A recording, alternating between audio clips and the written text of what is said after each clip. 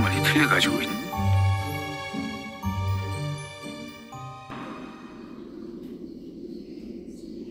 Drama ini dimulai ketika seorang dukun bernama Harim dan asistennya yang bernama Bonggil terbang ke Amerika menemui seorang klien yang kaya raya keturunan Korean Amerika. 뭐 그런 사람들 있잖아요. 태어나면서부터 부자인 사람들. 밑도 끝도 없는. Klien tersebut baru saja dianugerahi seorang putra. Hanya saja sejak lahir putranya tidak pernah berhenti menangis. Semua dokter top sudah memeriksanya, tapi tidak ada yang menemukan penyebabnya. Dan dalam keadaan putus asa, mereka mendatangkan Harim dari Korea. Harim dan Bonggil pun melakukan ritual untuk mengetahui apa yang terjadi dengan sang bayi. 8할 태영 9할 영돈 소지직교 신중 삼정 하구로지 1할 태강 2할 상령 3할 유지. Dan ternyata bayi tersebut menangis karena diganggu oleh leluhurnya. Mengetahui hal tersebut, ibu sang bayi meminta Harim menemui suaminya yang bernama Pat Jiwon. Karena ternyata keluarga Pat Jiwon memang selama ini merahasiakan sebuah fakta di mana kakak laki-lakinya bunuh diri di bangsal rumah sakit jiwa, dan Pat Jiwon sendiri setiap memejamkan mata, dia akan mendengar suara teriakan dan merasa dicekik. Dan mungkin itu juga yang dialami oleh putranya sehingga dia tidak berhenti menangis. 박지웅입니다. Harim juga merasakan rumah mewah Pat Jiwon dicengkram oleh sesuatu yang berasal dari dunia lain. Harim kemudian menjelaskan kepada Pat Jiwon bahwa apa yang terjadi kepadanya dan juga anaknya merupakan panggilan dari kuburan. Sederhananya, salah satu nenek moyangnya sedang mengamuk dan mengganggu para keturunannya. Dan untuk mengakhirinya, mereka harus membongkar makam leluhurnya tersebut. Dia juga membutuhkan seorang ahli feng shui pemakaman untuk melakukan pembongkaran tersebut. Di tempat lain, Kim Sanduk, seorang ahli feng shui pemakaman yang bisa mengetahui baik buruknya sebuah pemakaman, sedang bekerja membongkar makam seorang nenek atas permintaan keluarganya. Sang nenek terus-menerus mendatangi anak cucunya di dalam mimpi mereka. Dan setelah diselidiki, salah satu cucunya mengambil gigi palsu sang nenek yang membuatnya terus-menerus mendatangi mereka. 상현아, 너 5층에 있는 그거 할머니 틀리니? 내가 뭐라도 가지고 있어야. Dan gigi palsu tersebut harus segera dikembalikan agar sang nenek bisa tenang di alamnya dan tidak lagi mengganggu anak cucunya.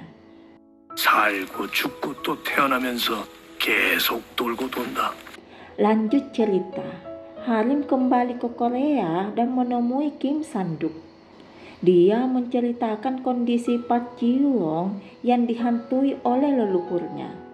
Dia berharap Kim Sanduk bersedia membantunya menyelesaikan permasalahan keluarga Pat Jiwon. 꽤 오래 버텼네. Di sisi lain, keluarga Pat Jiwon menentang pembongkaran makam tersebut dan tidak mempercayai apa yang dikatakan oleh Harim. Hanya saja, Pat Jiwon bersikeras akan melakukan pembongkaran tersebut untuk mengakhiri apa yang dia alami bersama putranya. 우린 그냥 멀리서 가만히 살면 되는 거다. Pat Jiwon kemudian bertemu dengan Kim Sanduk. Satu hal yang diminta Pat Jiwon yaitu setelah makam dibongkar, mayat kakeknya harus langsung dikremasi. Dia tidak ingin peti mayat kakeknya dibuka. Berbeda dengan orang lain pada umumnya yang biasanya akan melihat mayat leluhurnya terlebih dahulu kemudian melakukan kremasi. 그냥 나는 관을 따지 말라는 게 그게 좀 이상하네. Entah apa alasannya, yang pasti Pak Jiwon ingin semuanya diselesaikan dengan cepat. Mereka kemudian pergi ke lokasi pemakaman. Dan ternyata lokasi pemakamannya sangat jauh dan terpencil di atas pegunungan. Dan setelah mereka sampai di lokasi pemakaman, hawa siluman terasa di sekitar pemakaman tersebut. Kim Sanduk pun heran bagaimana bisa mereka mengubur kakeknya di tempat tersebut dan bahkan nisannya tanpa nama.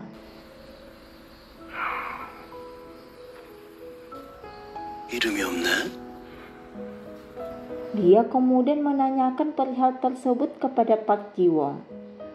Pak Jiwong sendiri menjelaskan bahwa kakeknya dikubur di tempat tersebut atas saran dari seorang biksu bernama Gisune dan mengenai makamnya tanpa nama karena saat itu perampokan kuburan merajalela sehingga kuburannya dibuat tidak mencolok. 왜? 뭐가 이상한데요? Kim Sanduk pun mendapat firasat buruk mengenai makam tersebut dan menolak bekerja sama dengan mereka, membuat Harim dan teman-temannya bingung dan meminta penjelasan dari Kim Sanduk apa yang sebenarnya terjadi. Kim Sanduk pun menjelaskan bahwa kuburan tersebut terkutuk dan bisa membuat semua orang terbunuh. Selama dia bekerja di bidang tersebut, dia belum pernah menemukan peta kuburan semengerikan itu. Dan seharusnya tidak ada manusia yang dikuburkan di tempat tersebut. Dia juga belum pernah mendengar nama Biksu Gisune sebelumnya. Lanjut cerita, Pak Jiwong, Kim Sanduk, dan Harim kembali melakukan pertemuan. Mereka kembali berdiskusi apa yang bisa mereka lakukan untuk menyelesaikan permasalahan Pak Jiwong.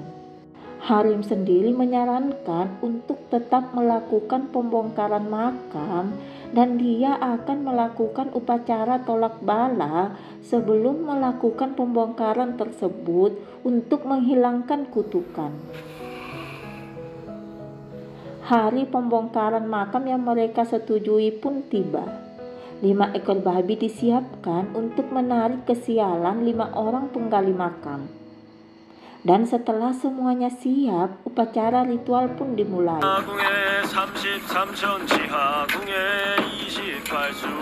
Para penggali kemudian diminta mulai menggali kuburan. Setelah mayat dikeluarkan, mereka kemudian buru-buru membawanya untuk dikremasi. Tetapi permasalahannya belum sampai di situ. Saat mereka pergi, seorang penggali makam tanpa berpikir jernih membunuh seekor ular yang ada di dalam makam. Dan tiba-tiba suasana sedikit mencekam. Hujan lebat turun sehingga mereka harus menunda mengkremasi mayat tersebut. 갑자기 예보도 없이 비가 와가지고 화장을 좀 미뤄야 될 것 같습니다. Sebenarnya, Pak Jiwong agak keberatan menunda acara kremasi kakeknya. Tapi karena Kim Sanduk mengatakan tidak baik mengkremasi mayat saat hujan, akhirnya Pak Jiwong mengikuti saran dari Kim Sanduk untuk menunda kremasinya.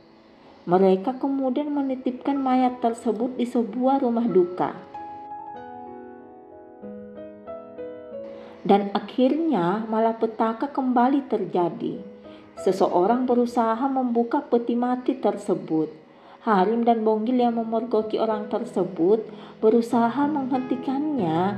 Hanya saja sesuatu yang jahat terlanjur keluar dari peti tersebut. Diduga roh sang kakek keluar menemui anak cucunya untuk mencelakai mereka.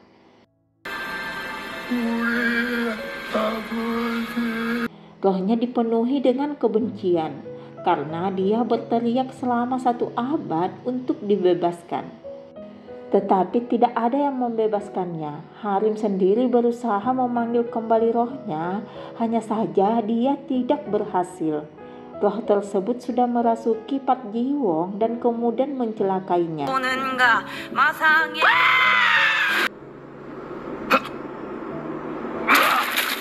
Satu-satunya cara untuk menghentikan roh tersebut adalah dengan mengkremasinya secepat mungkin. Kim Sanduk pun berusaha menghubungi bibi Pak Jiwong untuk meminta persetujuan kremasi sebelum roh tersebut mencelakai putra Pak Jiwong. Dan benar saja roh tersebut sudah menghampiri putra Pak Jiwong. 알겠습니다. Tapi akhirnya mereka mendapatkan persetujuan kremasi sehingga roh tersebut tidak berhasil mencelakai putra Pat Jiwon.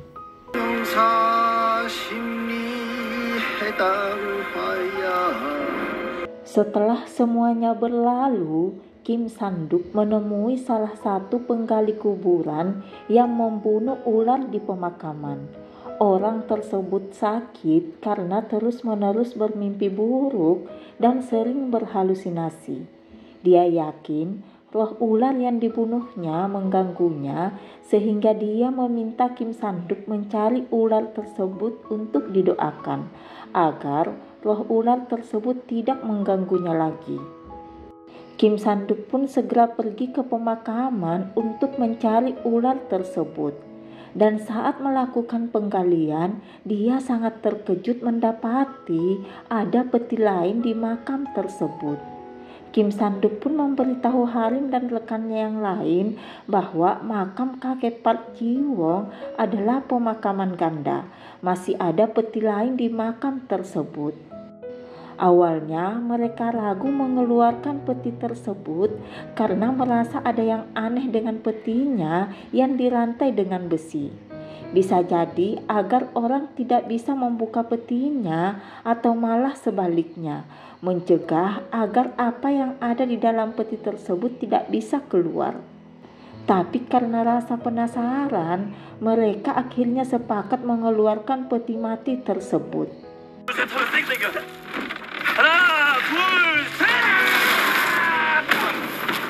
Karena sudah larut malam, mereka kemudian memutuskan untuk singgah beristirahat di sebuah kuil.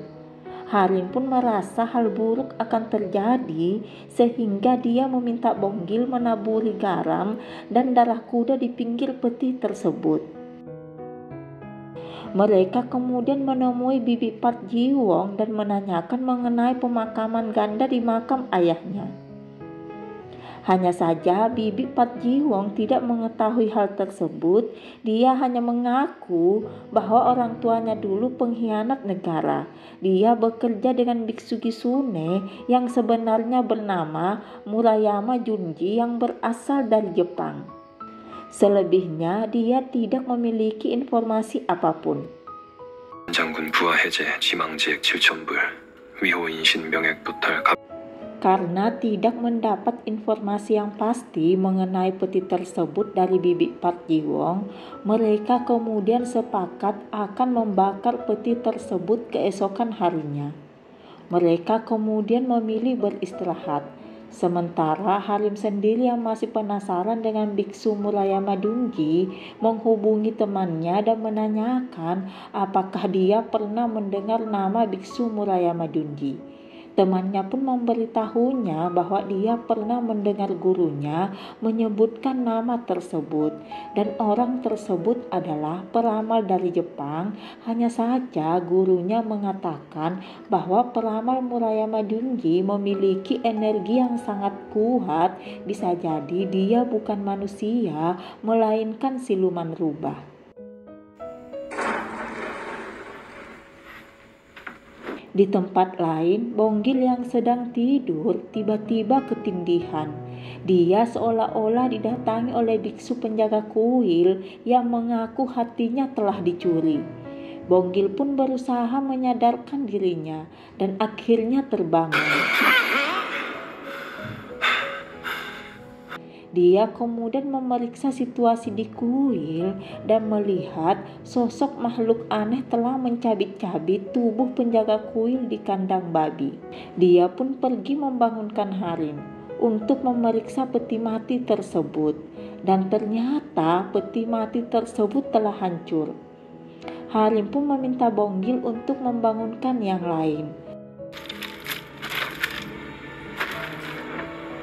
Tapi tiba-tiba Harim bertemu dengan makhluk tersebut yang mengaku sebagai seorang jenderal Jepang yang sedang memimpin peperangan. Harim pun berpura-pura mengaku sebagai pelayan makhluk tersebut agar dia bisa menyelamatkan diri. Tapi pada akhirnya dia mengetahui Harim bukanlah pelayannya.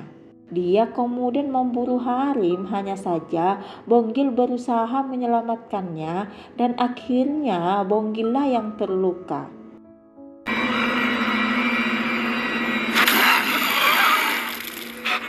Dan pada akhirnya makhluk tersebut pergi setelah mendengar suara dari pagoda. Lanjut cerita, Bonggil sendiri akhirnya dioperasi untuk mengetahui seberapa dalam lukanya.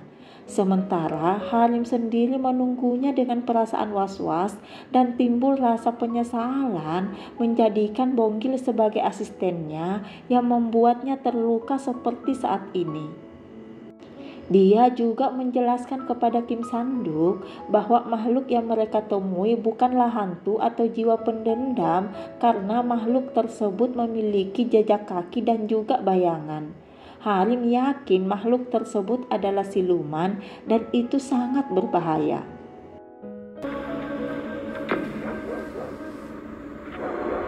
Kim Sanduk pun kemudian berinisiatif kembali ke kuil untuk memastikan makhluk apa yang mereka hadapi dan bagaimana mengatasinya. Dia kemudian menemukan sebuah buku yang di dalamnya terdapat foto sekelompok orang. Di foto tersebut menerangkan bahwa orang-orang tersebut berusaha menemukan sebuah situs berupa pasak besi yang sangat penting bagi negara. Dia juga menemukan angka berupa titik koordinat lokasi pasak besi itu berada.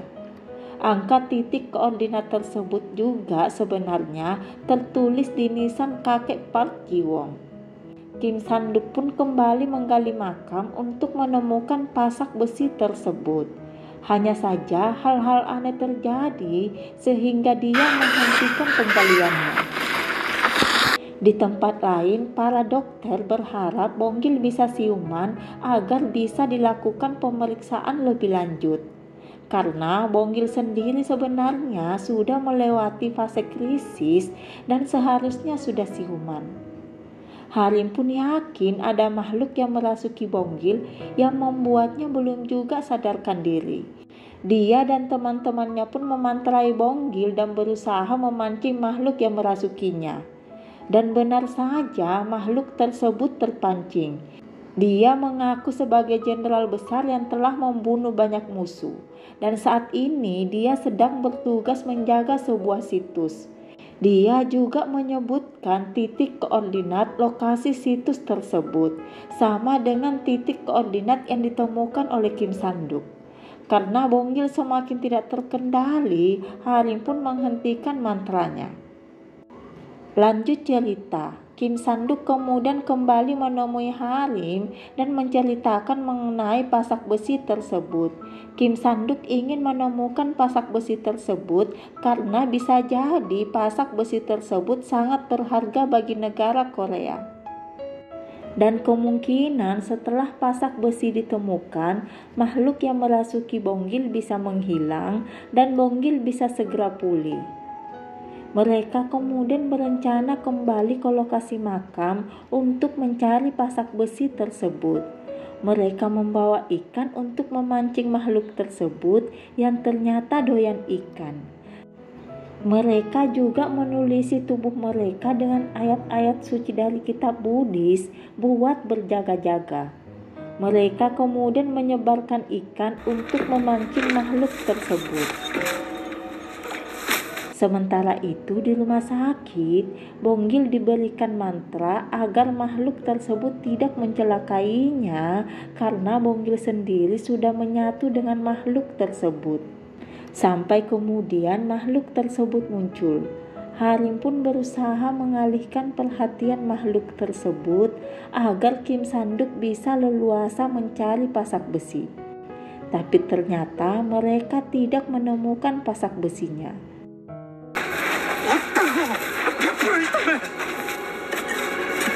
Makhluk tersebut pun kemudian kembali ke makam dan mencelakai Kim Sanduk yang masih berada di dalam makam.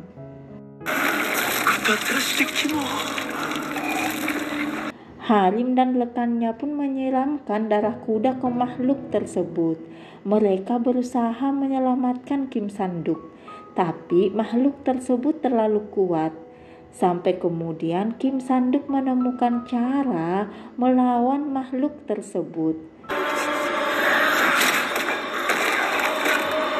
Bonggil pun akhirnya terbebas dari makhluk tersebut. Kim Sanduk sendiri terluka parah dan dilarikan ke rumah sakit. Tapi akhirnya Kim Sanduk berhasil diselamatkan. Demikian alur cerita Ex-Huma. Sampai jumpa di next video. 아무렇지도 않게